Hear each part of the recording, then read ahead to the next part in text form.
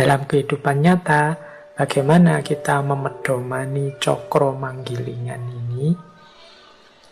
Yang pertama, di kalangan masyarakat Jawa dikenal pandangan bahwa hidup kita ini adalah sumbernya berasal dari Tuhan dan nanti akan kembali kepadanya. Sangkan paraning dumadi. Jadi darinya menuju kembali kepadanya. Kalau dalam Islam teman-teman yo kenalnya innalillahi wa inna ilaihi roji'un. Jadi memedomani cokro manggilingan itu kita harus selalu sadar ilaihi roji'un. Ini di sesi muhasabah kemarin saya sudah jelaskan panjang lebar. Jadi kehidupan kita ini tidak selamanya. Kita akan berputar lagi kembali pada Allah. Jadi kita ini berasal dari Allah, nanti kembali lagi kepada Allah. Itu kalau dalam budaya Jawa dikenal konsep sangkan paraning dumadi. Hidup ini, kalau menurut Sunan Kalijaga kan diibaratkan seperti orang ke pasar. Kalau kita ke pasar itu ya berangkat ke pasar pagi-pagi, kan nanti sebentar kemudian kan kita pulang lagi. Kalau sudah mendapat apa yang kita butuhkan. Jadi dari rumah menuju pasar dan nanti balik lagi ke rumah. Dari Allah, kemudian kita hidup di dunia, nanti kembali lagi kepada Allah. Dan itu tidak lama. Di Jawa dikenal ungkapan hidup itu urip iku prasasat koyok wong mampir ngombe. Hidup itu seperti orang yang mampir sebentar untuk minum. Jadi pastinya dia jangkanya sangat pendek dibandingkan alam yang lain. Tadi ada alam wusono tadi. Oleh karena itu, karena hidup ini hanya pendek sebentar, kita harus hati-hati. Jangan sampai kehabisan waktu. Kalau tadi misalnya analoginya hidup itu untuk mampir ngombe, ya cepet-cepet ngombe. Kalau analoginya untuk belanja di pasar, segera kita beli kebutuhan kita untuk yang kita butuhkan di rumah. Jangan sampai waktu kita habis, kita belum sempat minum. Transit sebentar di dunia, lupa yang kita butuhkan apa. Jadi itulah sangkan paraning dumadi. Kita ini berproses dari Allah menuju Allah lagi, dari Tuhan kembali kepadanya. Dulu zaman saya naik bis antar kota, itu kan sering ada fase transitnya. Di situ orang ke toilet, kemudian makan. Nah, itu saya membayangkan ya seperti ke pasar tadi, hidup di dunia ini seperti orang transit saat kita melakukan perjalanan panjang. Di situ ya cepet-cepet ke toilet, cepet-cepet minum, kalau butuh makan cepet-cepet makan. Setelah itu balik lagi ke bis, melakukan perjalanan ke tujuan yang memang kita tuju. Ya kayak kalau sekarang lewat tol ya berarti hidup di dunia ini seperti mampir sebentar di rest area. Segera kita penuhi kebutuhan kita dan berjalan kembali. Jangan sampai kita melalaikan kebutuhan kita, kemudian waktunya habis, keperluan perjalanan kita tidak terpenuhi. Apalagi terus lupa kalau kita harus melanjutkan perjalanan. Asik di rest area saja, tidak keluar-keluar dari situ. Nah, ingat-ingatlah hidup ini sangkan paraning dumadi. Jadi dari Allah kembali ke Allah. Putarannya pasti nanti ke situ. Berarti apa? Ayo siap-siap. Ayo memenuhi apa saja yang kita butuhkan untuk ketemu yang sejati. Ini pedoman pertama, manifestasi dari cokro manggilingan yang sifatnya ketuhanan. Sekarang kita lihat yang sifatnya alam semesta, sifatnya kosmologis. Kalau berhadapan dengan Tuhan, kita dituntut untuk mewujudkan kesadaran sangkan paraning dumadi. Berhadapan dengan alam semesta, kita dituntut untuk memayu hayuning bawono. Memayu hayuning bawono ini kalau diterjemah secara letterlek, memperindah keindahan dunia. Dunia ini apa adanya sudah indah. Kehadiran kita di muka bumi semoga menambah indah, memberi arti dalam hidup. Nah, itu memayu hayuning bawono. Jadi berhadapan dengan alam, jangan kita justru jadi variabel perusaknya, tapi sebaliknya kita menjadi unsur yang memperindah. Ketika kita hadir, alam yang semula indah jadi tambah indah. Itu memayu hayuning bawono. Alam yang kelihatannya biasa-biasa saja ketika kita hadir jadi luar biasa. Nah, itu kemampuan kita memayu hayuning bawono. Bawono itu dunia dan segala isinya. Caranya bagaimana? Ya memayu hayuning bawono itu caranya dua. Menanamkan kebaikan, dan yang kedua mengendalikan diri agar tidak melakukan kerusakan, mengendapkan nafsu agar lebih terkendali. Ini jadi caranya dua, ada cara yang pasif, ada cara yang aktif. Cara yang pasif itu mengendalikan diri untuk tidak merusak. Cara yang aktif itu mewarnai dunia ini, mewarnai bumi ini dengan kebenaran-kebenaran, kebaikan-kebaikan, keindahan-keindahan yang bisa kita wujudkan. Itulah memayu hayuning bawono, memperindah keindahan dunia. Ya tentu saja untuk memayu hayuning bawono, untuk sangkan paraning dumadi, kita butuh ilmunya. Jadi ilmu ini nanti vital. Jangan sampai saya itu ndak ndak ingin menghancurkan dunia ini. Malah yang saya lakukan itu memperbaiki. Tapi ketika ilmunya kurang, jangan-jangan yang kita sebut memperbaiki itu malah merusak. Kehadiran kita jadi variabel, jadi unsur yang justru mengacaukan dunia. Nah, ini orientasi yang kedua sebagai manifestasi dari cokro manggilingan adalah memayu hayuning bawono.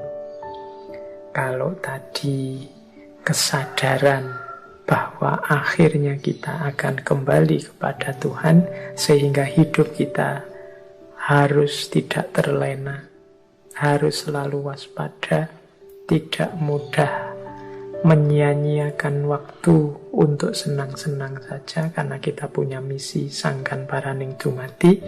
Yang kedua ini memayu hayuning bawono. Kehadiran kita yang sebentar, usia manusia itu kan tidak panjang. Sepanjang-panjang usia kita paling berapa sih? Itu kan berarti sebentar. Kehadiran kita yang sebentar ini semoga menambah indahnya dunia yang sudah indah. Ini memayu hayuning bawono. Oke. Baik, ya ini kalau mau kita tambah penjelasannya, ini bisa berhubungan dengan etika, bisa berhubungan dengan teologi, bisa berhubungan dengan ekologi tentang lingkungan, bisa juga berhubungan dengan antropologi, sosiologi, dan lain sebagainya. Bahkan mungkin juga politik. Bagaimana kita mengembangkan sistem politik, kehidupan politik yang memayu hayuning bawono. Bagaimana kita mewujudkan hidup berbudaya yang memayu hayuning bawono. Bagaimana kita membentuk kosmos, kita menyikapi kehadiran kita di alam semesta yang memayu hayuning bawono. Inilah prinsip-prinsip dasar kehidupan Jawa yang antara lain bersumber dari falsafah Cokro-Manggilingan. Nah, sekarang yang ketiga. Ini juga lanjutannya, orientasi hidup berdasarkan Cokro-Manggilingan. Kalau ini secara psikologis. Kalau tadi kosmologis itu tentang alam yang memayu hayuning bawono. Sebelumnya teologis berhubungan dengan Tuhan, sangkan paraning dumati. Kalau ini secara psikologis, kejiwaan manusia yang berhubungan dengan Cokro-Manggilingan. Ini saya pinjam dari Ki Ageng Suryomentara. Dulu pernah kita bahas panjang lebar tentang beliau ini. Silahkan dicari rekamannya. Ini saya ngomong ringkas saja dari berbagai teori yang beliau sampaikan. Jadi di antara pola Cokro-Manggilingan dalam hidup mikro psikologis kita, itu adalah kita harusnya sadar bahwa senang dan susah itu sementara. Teman-teman yang mengkaji Ki Ageng Suryomentara mungkin masih ingat istilah mulur dan mungkret. Jadi menurut Ki Ageng Suryomentara, rasa hidup manusia sedunia ini sama saja. Yakni pasti sebentar senang, sebentar susah. Sebentar senang, sebentar susah. Tidak ada orang itu yang senang terus dari lahir sampai mati, tidak mungkin. Orang kok sedih terus, tidak ada senangnya sama sekali, tidak mungkin. Kecuali orang yang tidak mau bersyukur. Jadi selalu hidup itu naik turun, naik turun. Sekalipun orang kaya, miskin, raja, kuli, wali, bajingan, itu kali banyak saya terjemahkan langsung dari bukunya beliau. Rasa hidupnya sama saja, yaitu sebentar senang, sebentar susah. Yang sama adalah rasanya senang susah, lama, cepat, berat, ringan, ini sama. Sedangkan yang berbeda adalah yang disenangi apa. Cuma itu saja yang berbeda. Ada orang yang senangnya punya teman banyak, ada orang yang senangnya punya uang banyak, ada orang yang senangnya kalau ibadah, ada orang yang senangnya kalau rekreasi. Kalau ini beda-beda. Tapi rasa sebentar senang, sebentar susah, ini semua orang sama. Oleh karena itu, kata Ki Ageng Suryomentara, kalau kita sadar seperti ini, hidup slow saja, santai saja. Kita bebas dari iri, dari sombong, dari hasut, dari kebencian pada siapapun. Wong kita ini manusia sama saja. Engkau iri apa sih pada saudaramu? Mungkin saudaramu juga iri hal tertentu padamu. Kita hidup ini sama saja, masing-masing ada kelebihan, ada kekurangannya. Ada fase pasang, ada fase surutnya. Jadi hidup ini mari kita sikapi biasa saja, santai saja. Kalau bahasanya anak-anak hari ini slow way, karena semua orang sama saja. Tidak ada orang yang senang terus atau susah terus. Tidak usah iri, tidak usah dengki, tidak usah sombong. Coba dilihat putaran gambar itu yang di slide itu, yang kalau ini yang teori mulur mungkret tadi dari Ki Ageng Suryomentara, untuk menggambarkan mengapa kok orang itu selalu ada senang dan susahnya. Ini bulatan ini silahkan dimulai dari mana saja. Misalnya hidup ini kita awali, kita punya cita-cita, kemudian cita-cita kita tercapai, akhirnya kan kita senang. Cita-cita tercapai, kita senang. Jangan lupa, ketika orang cita-cita A tercapai, biasanya dia tidak berhenti. Dia masih punya cita-cita lanjutannya. Misalnya, Pak, saya ingin lulus tercepat, terbaik. Misalnya, tercapai, kan kita seneng. Tapi kan itu belum titik. Setelah itu kan, karena saya lulus tercepat, terbaik, Pak, saya ingin dapat pekerjaan yang memadai, Pak. Nah, itu kan mulur lagi keinginannya. Yang tadinya seneng, sekarang mulai mulur. Ketika mulur, mungkin tidak tercapai. Jadi, senengnya terbatas. Sekarang ada keinginan baru. Ketika mulur ini kan mulai sedih lagi. Apalagi kalau tidak tercapai. Tidak tercapai, dia jadi sedih. Ketika keinginan tidak tercapai, dia sedih. Sedih itu akhirnya apa? Mungkret. Mungkret itu yang tadi standarnya 100, sekarang diturunkan jadi 50. Misalnya tadi cita-citanya pingin dapat pekerjaan yang memadai. Nggak dapat-dapat. Akhirnya sedih. Akhirnya kan keinginannya berkurang. Itu namanya mungkret. Misalnya, sudahlah Pak, ndak harus pekerjaan yang apa-apalah. Yang penting ada pekerjaan saja. Saya punya penghasilan saja. Sudah bersyukur kok Pak. Nah, ketika mungkret berkurang, akhirnya tercapai. Wong ya asal ndak males saja kan pekerjaan banyak. Ketika tercapai seneng. Ketika sudah seneng kan terus mulur lagi. Masa sih aku cuma hanya ini pekerjaanku. Kalau semakin ditambah mungkin semakin enak untuk hidupku. Nambah lagi, mulur lagi. Mungkin tidak tercapai lagi. Akhirnya sedih. Ketika sedih, mungkret lagi. Menyusut keinginannya. Nah, ketika menyusut tercapai terus seneng. Ketika seneng berkembang keinginannya. Mulur. Tidak tercapai. Akhirnya sedih. Menyusut. Ketika menyusut tercapai. Hidup ini ya siklus antara seneng dan susah. Dinikmati saja prosesnya, perjalanannya.